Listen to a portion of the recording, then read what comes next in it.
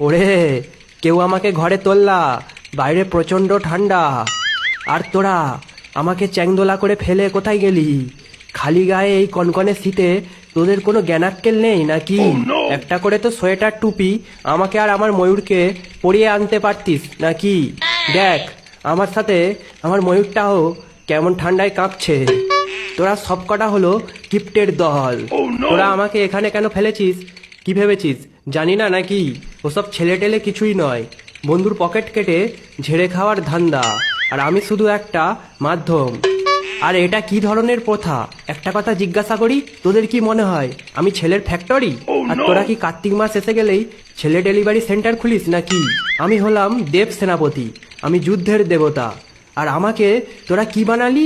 ছেলে ডেলিভারি সেন্টারের হেড। আরে ভাই, তোদের যদি ছেলে লাগে তোরা নিজেরা ব্যায়াম কর, নিজেদের শরীর চর্চা কর, নিজেরা ভালো মন্দ খাবার খা। দেখ, একটা এক্সাম্পল দিই, না পড়ে সরস্বতী ঠাকুরকে ডেকে তারা কখনো পরীক্ষায় পাস করতে পারে না। পরীক্ষায় পাস করার জন্য পড়তে হয়, বুঝলি? কথাটা মনে রাখিস। ওরে, তোরা আমাকে কেউ ঘরে তোল, না হলে একটা কেউ চাদর দিয়ে যা ভাই, বাইরে প্রচন্ড ঠান্ডা। এবার বোধহয় নিউমোনিয়া হয়ে যাবে। এই নিউমোনিয়া নিয়ে বাড়ি ফিরতে হবে। কোন মালটা বেশ বলেছিল মামার বাড়ি ভারী মজা, সেই মালটাকে হাতের কাছে পাই।